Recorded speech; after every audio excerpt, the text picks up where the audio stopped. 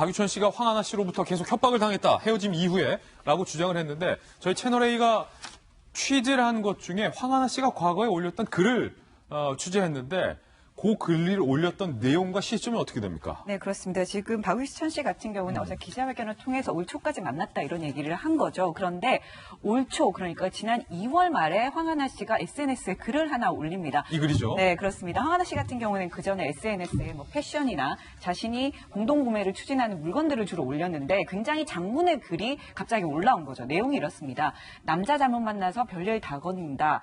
나도 실수한 부분 있지만 너도 많지. 성매매, 강아지 약대, 여자 폭행, 사기 등등이라고 하면서 올렸고요.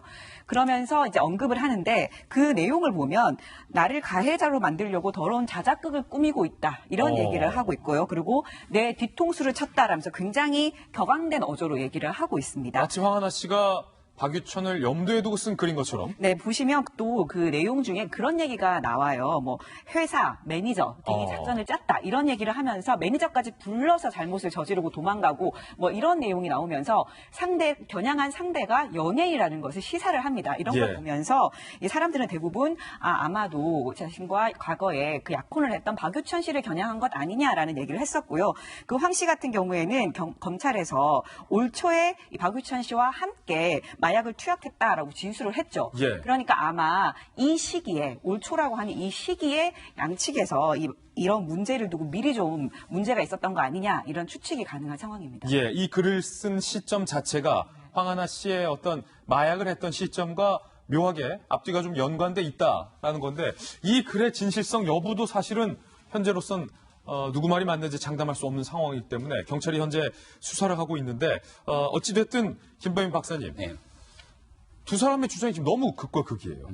그러니까 과거에 보면은 사실 박유천 씨가 굉장히 사회적 물의를 일으키고 나서 황하나 씨와 약혼 결혼한다는 소식이 전해지니까 당시만 하더라도 황하나 씨는 이 재벌의 외손녀로 알려져 있었기 때문에 아니 뭐가 아쉬워서 도대체 이런 일을 할까라고 대중의 일부 여론이 있기도 했습니다. 그러니까 박유천 씨가 본인이 얘기하고 있었던 것처럼 그 당시에 가장 힘들었을 때 내 곁을 지켜줬기 때문에 고마웠다라는 얘기를 하게 되는데요.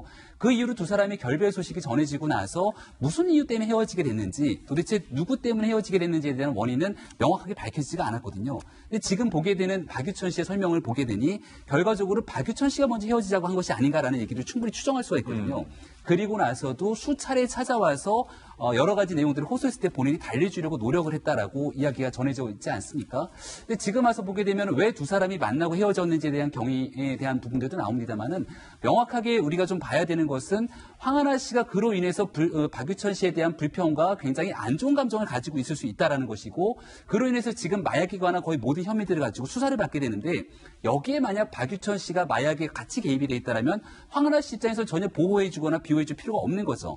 그래서 그런 측면에서 박유천 씨에 대한 내용들을 자칫 잘못 해석하면 박유천 씨에게처럼 음해한다고 볼 수도 있는 것이고 황하나 씨 입장에서 봤을 때는 여기에 대한 사건의 진실은 나에게만 해당되는 것이 아니기 때문에 역으로 경찰에서 있는 그대로를 얘기했을 수도 있는 겁니다. 따라서 경찰의 조사 결과 아마 모든 것들이 밝혀지라고 보는 거예요.